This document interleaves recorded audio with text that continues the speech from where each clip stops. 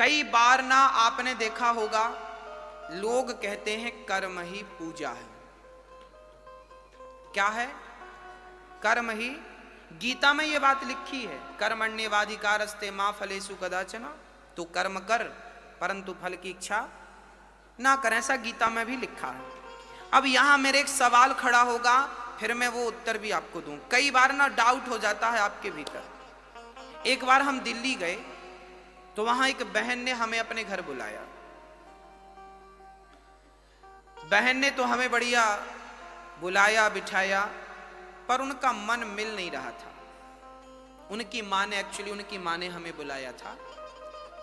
कथा चल रही थी बाजू में, वो कथा सुनने आई। माँ को अच्छा लगा तो मम्मी ने हमें इनवाइट किया, गुरुजी 2 मिनट के लिए आना। हम गए। जब हम उनके घर गए तो उनकी बेटी कुछ उखड़ी उखड़ी थी। हमने बहन की तरफ देखा, पूछा बहन आपको क्या हुआ? हमारे आने से आप खुश नहीं हैं क्या? क्या हुआ आपको? बोले महाराज जी नहीं, हमारी माँ सत्संग करती है, कथा में जाती है, हमारा मन नहीं करता कथा में जाने का। हमने कहा लो, मम्मी कथा में जाती है, बिटिया तुम क्यों नहीं जाती हो कथा में? बोले गुरुजी मैं कथा में विश्वास बिल्कुल नहीं रखती। मैंने कहा फिर कहां रखती हो? बोले मैं कर्म में विश्वास रखती हूं, कर्म करती हूं। कर्म करो बस, कर्म ही पूजा है। अब मैंने सोचा कि इसकी अज्ञान की आंखें बंद कर दूं और ज्ञान की आंखें। तब मैंने उस बेटी को अपने सामने चेयर पर बिठाया। मैंने कहा 5 मिनट का मुझे समय दो और तुम यहां बैठ जाओ। अब वो बैठ गई मेरे सामने। अब हमने उस लड़की से कहा कि आप कहती हो कर्म ही पूजा है। अब हमने उससे प्रश्न किया कि बेटा ये बताओ कि कर्म क्या है? कर्म क्या है? आप लोग भी कई बार कहते होंगे कि कर्म ही करते रहो। भगवान भी कर्मों का ही फल देते हैं। जब हम अच्छा करेंगे तो अच्छा फल मिलेगा, बुरा करेंगे तो बुरा फल मिलेगा। जब हमारे कर्मों का ही फल हमें मिलना है तो फिर हम भगवान की भक्ति क्यों करें? बात बिल्कुल सही है। एक अज्ञानी आदमी यदि ऐसी बातें करे तो कोई अतिशयोक्ति नहीं है, आश्चर्य नहीं है, बात ठीक है, तर्क संगत बात। अब मैं इसके समाधान की ओर आपको ले जाता हूं। मैंने उस लड़की को सामने बिठाया। मैंने कहा बहन ये बताओ कि कर्म क्या है? उसने कहा कि कर्म है सेवा करना, माँ बाप की सेवा करना, कर्म है पति की सेवा करना, कर्म है बच्चों को नहलाना धुलाना, स्कूल भेजना, उन्हें पढ़ाना लिखाना, खड़ा करना, ये कर्म है। हमने कहा बिल्कुल ठीक। अब हमने कहा कि देखो बहन, कर्म सब कुछ है। आंख की पलक झपक रही है, ये भी क्या हो रहा है? कर्म हो रहा है। आप यहां बैठे कथा सुन रहे हैं, क्या कर रहे हैं? कर्म कर रहे हैं। हम कथा सुना रहे हैं, क्या कर रहे हैं? कर्म कर रहे हैं। एक बेटा मां की आरती उतार रहा, क्या कर रहा है? एक आदमी दूध पी रहा है, क्या कर रहा है? कर्म। एक आदमी शराब पी रहा है, क्या कर रहा है? बोलो।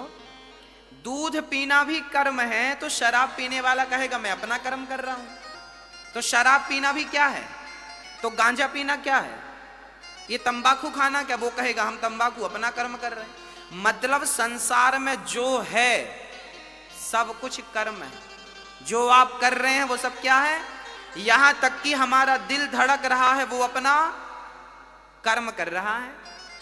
हमारा खून नासिका में दौड़ रहा है, हमारा खून दौड़ रहा है नसों में, वो रक्त क्या कर रहा? अपना कर्म कर रहा है। भाई कर्म तो जो आप कर रहे हैं सब, माँ की सेवा करना भी कर्म है। और कोई बेटा माँ को हाथ पकड़ के घर से निकाल दे तो वो भी एक कर्म ही है। बोलो क्या है? समझ, इतनी बात समझ में आई तो मैं आगे समझाऊं। समझ में आ गई? संसार में हर चीज, पलक झपकना भी कर्म है, बोलना भी कर्म है, सुनना भी कर्म है, एक पांव रखा आपने वो भी एक कर्म है। अभी कलश यात्रा में आप गए थे, वो भी क्या कर रहे थे आप? कर्म था। कर्म तो न्यूट्रल है, वो कर्म सब कुछ है। अब आगे चलते हैं। अब हमने कहा बहन तू कहती है कि हम तो कर्म पे बिलीव करते हैं। हमने कहा बहन कर्म तो सब कुछ है भाई, परंतु अब आपको धर्म बताएगा कि कौन सा कर्म करना है और कौन सा कर्म नहीं करना। अब देखिए धर्म क्या है? धर्म है दर्पण, धर्म है दिया। धर्म बताता है कि ये करने योग्य है और ये करने योग्य। माँ की सेवा करना तो कर्म करो, पर माँ की कभी भी आलोचना ना करो, माँ का कभी भी तिरस्कार ये वाला कर्म ना करना। सच बोलना भी कर्म है और झूठ बोलना भी कर्म है, पर धर्म कहता है कि सच बोलने का कर्म तो करना, पर झूठ बोलने का अधर्म ना करना। ये कर्म तो सब कुछ है। अब आपको डिसाइड ये करना है कि कौन सा कर्म करने योग्य है। शास्त्र यही तो कहते हैं, वेद यही तो बताते हैं कि क्या करने योग्य है और क्या करने योग्य नहीं है। चलिए आपको और डीपली समझाते हैं। हमारी माताएं पुराने जमाने में जब गेहूं साफ करती थी ना, तो एक सुपड़ा होता था, सूपा, ऐसे ऐसे, क्या बोलते आप लोग? छावड़ा? हाँ आप समझ रहे हैं, सूप बोलते, सूपा बोलते, सुपड़ा बोलते हैं, सारी चीजें हैं। वो क्या होता है, मेरी माँ उससे ना, हमारी माताएं गेहूं डालती हैं उसमें और साफ करती हैं। उसमें से क्या करती हैं, मिट्टी मिट्टी अलग हो जाती है, भूसी अलग हो जाती है। जैसे गेहूं जब लिया था सुपड़े में तो गंदा था, पर साफ करने के लिए सुपड़े को हिलाया तो साफ हो गया। ऐसे ही सारा कुछ कर्म है, पर जब धर्म का सुपड़ा आप लेकर उस कर्म को छानेंगे तो धर्म धर्म अलग हो जाएगा, अधर्म अधर्म अलग हो जाएगा, अच्छा अच्छा कर्म अलग होगा, बुरा बुरा कर्म। अब उसमें से क्या आपको करना और क्या आपको नहीं करना। अब आगे चलते हैं। अब प्रश्न ये खड़ा हो गया कि महाराज जी, जब अब गीता में और रामचरितमानस में लिखा है कि कोऊ ना काहू को सुख दुख कर दाता, निज कृत कर्म भोग सब भ्राता। ये रामचरितमानस में श्री लक्ष्मण जी ने साधराज को समझा रहे हैं कि कोऊ ना काहू को सुख दुख कर दाता। कोई किसी को सुख नहीं देता, कोई किसी को दुख नहीं देता। सुख दुख अपने कर्मों का ही फल है। जैसा कर्म करोगे वैसा, पेड़ बोए बबूल का तो आम कहां से आए, जैसी करनी वैसी भरनी। अच्छा कर्म करोगे अच्छा, बुरा कर्म करोगे। उस लड़की ने हमसे यह प्रश्न किया। उस लड़की ने कहा कि महाराज जी, जब हम अच्छा करेंगे तो हमें अच्छा मिलेगा, बुरा करेंगे तो बुरा मिलेगा, फिर भगवान की भक्ति क्यों करें? जब कर्मों का ही फल हमें भोगना है तो फिर भगवान की जरूरत क्यों है? अब हमने उसको इस प्रश्न का उत्तर दिया। हमने कहा बहन बात ऐसी है, एक गुरु के दो चेले थे, एक गुरु के दो शिष्य थे। एक शिष्य वैश्या के घर जाता था और दूसरा शिष्य कथा में जाता था। एक कथा सुनता था, एक वैश्या का मुजरा देखता था, नाच देखता था। एक दिन वो वैश्या के घर से लौटा तो उसे ढेर सारा सोना रास्ते में पड़ा हुआ मिल गया, माला माल हो गया। और ये जो सत्संग करने गया था, ये बाहर गया तो इसके पांव पे लोहे की कील लग गई, आर पार हो गई, हड्डी फाड़ती हुई निकल गई, लोहे की कील। लंगड़ाता लंगड़ाता गुरु के पास गया, गुरु जी देखो आपके भगवान ने क्या किया, उनका न्याय गलत है क्या? गुरु जी ने कहा बेटा ऐसा तो नहीं है। तो चेले ने कहा कि वो वैश्या के घर जाता था, उसे सोना मिला, मैं सत्संग में जाता था तो लोहे की कील मिली। अरे भाई सोना तो मुझे मिलना था क्योंकि मैं सत्संग कर रहा था, और लोहे की कील तो उसे लगनी थी क्योंकि वो गलत कर रहा था। तब गुरु जी ने कहा बेटा तू भगवान के न्याय को समझता नहीं है, अब मैं तुझे ईश्वर का न्याय समझाता हूं। तब गुरु जी ने कहा बेटा ऐसा है कि तू वर्तमान को देखता है, तू प्रेजेंट में रहता है, जबकि परमात्मा जो भी देता है प्रेजेंट का नहीं भूत का देता है। बीता हुआ कल जो तुम्हारे साथ था उसका फल आज मिलेगा। समझाते हैं गुरु जी, बेटा बात ऐसी है कि जो वैश्या के घर जाता था ना, आज के दिन वो बहुत बड़ा राजा बनने वाला था, उसके भाग्य में राजगद्दी थी, पर वैश्या के घर जा जा करके उसने अपना सारा पुण्य नष्ट कर लिया। और उसे राजा बनना था, सोने चांदी के उसे खजाने मिलने थे, परंतु जब उसने वैश्या के घर जा जाकर अपना पुण्य नष्ट किया तो अब उसे इतना सा ही सोना मिला, उसी में उसको संतोष करना पड़ा। और तुझे आज के दिन तुझे मरना था, आज तेरी मृत्यु निश्चित थी, परंतु तूने सत्संग किया, भगवान की कथा सुनी, भगवान का नाम जपा, तो भगवान ने तेरी मृत्यु को लोहे के कील में ही तब्दील कर दिया। ये ईश्वर का न्याय है, ईश्वर का। तुम्हें तुम्हारे कर्मों का ही फल मिलेगा, याद रखना, तुम्हें तुम्हारे कर्मों का फल मिलेगा, परंतु भगवान यदि मेहरबान होंगे तो तुम्हारे भाग्य में, यदि सुदामा के भाग्य में जीवन भर की दरिद्रता थी, परंतु भगवान की शरण में गए तो वो दरिद्रता सुदामा के मरते दम तक दरिद्रता थी, पर जब भगवान की शरण में गए तो उस दरिद्रता को मिटाकर 2 लोकों का मालिक बना दिया कि नहीं? हाँ, तो परमात्मा की शरण में जब हम जाएंगे तो हम पापी हैं, भगवान की शरण में जाएंगे तो वो हमारे सारे पापों को, संसार भव सागर तुम पार नहीं कर सकते। क्या होता है, मेरी माँ छोटे छोटे बच्चों को जब आप उंगली पकड़ के चलाते हैं ना, तो रास्ते में छोटे छोटे गड्ढे मिलते हैं। जब छोटे छोटे गड्ढे मिलते हैं तो मम्मी छोटे से बच्चे को क्या करती है? क्या करती है? गोद में लेती है और पार करा देती। गड्ढा पार हुआ तो फिर उतार देती है।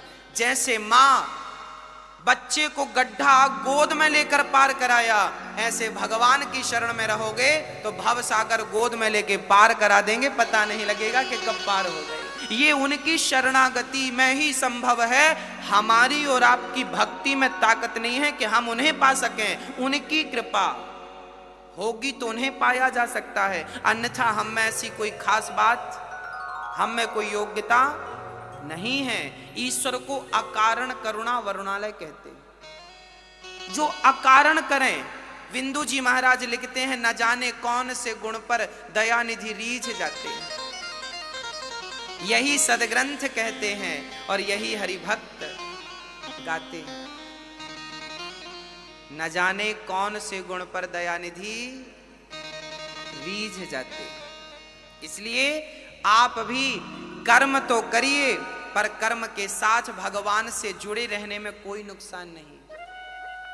कर्मों का फल तो मिलेगा, पर भगवान साथ में है तो तुम्हारे पक्ष में ही निर्णय होगा, बस ये मान लो। अर्जुन ने महाभारत लड़ा, क्या कृष्ण ने अर्जुन का गांडीव पकड़ के एक भी बाण चलाए? पूरे महाभारत में एक भी बाण चलाए क्या? पितामह भीष्म के सामने रथ का पहिया लेके दौड़े थे केवल एक बार बस। बाकी पूरे महाभारत में कृष्ण ने एक भी बाण किसी पर चलाए हो तो बताओ? नहीं चलाए ना। बिना बाण चलाए अर्जुन को क्या करते रहे? केवल मार्ग बताते रहे। कर्म तुझे ही करना पड़ेगा, पर तेरे कर्म के साथ जब गोविंद की कृपा जुड़ती है ना, तो कहते हैं ना, चलना तो एक पांव से भी होता है, पर दोनों पांव हो तो बात ही कुछ और है भक्तों। ऐसे पहला पांव है कर्म और दूसरा पांव है धर्म। तो कर्म भी ना छूटे और धर्म भी, दोनों। पक्षी को उड़ने के लिए एक पंख नहीं, 2 पंख चाहिए। हमारी भी जिंदगी में ये 2 पंख हैं, एक पंख है कर्म, दूसरा पंख है धर्म। इसलिए कर्म भी करो, पर किसके साथ रहकर करना है? किसके साथ रह के करना है? धर्म के साथ रहकर करना है, धर्म को नहीं छोड़ना। तो भगवान क्या करते हैं? तापत्रय विनाशाय दैहिक दैविक भौतिक तापा, दैहिक दैविक भौतिक तापा, राम राज्य का होना ही व्यापा, राम राज्य का होना ही व्यापा। 3 प्रकार के दुख हम सबके जीवन में होते हैं। कौन कौन से? दैहिक दैविक भौतिक। कोई तन दुखे, कोई मन दुखी, कोई धन बिन रहते उदास, थोड़े थोड़े सब दुखे, सुखी राम के दास। इस संसार में सब दुखिया हैं। सुखिया कौन? कौन सुखिया?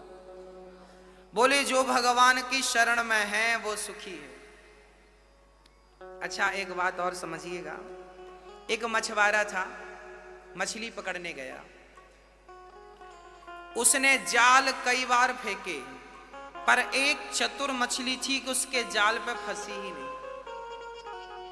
वो मछली बड़ी चतुर थी। कैसी थी? वो मछली मछुआरे के पांव के पास रहती। मछुआरा जाल डालता तो दूर डालता, ऐसे।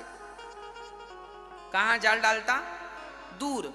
और मछली थी उसके पांव के पास, चरणों के पास। तो जो दूर मछलियां थी वो तो फंस गईं, पर जो चरणों में मछली थी वो नहीं फंसी। बस भक्तों, सीधी सी बात आप समझ गए होंगे कि जो भगवान से दूरियां बना के रखते हैं वो तो दुखों के जाल में फंस जाते हैं, पर जो भगवान के चरणों में रहते हैं दुख बाल भी बांका नहीं करता उनका। इसलिए कभी भी किसी भी हाल में भगवान के चरण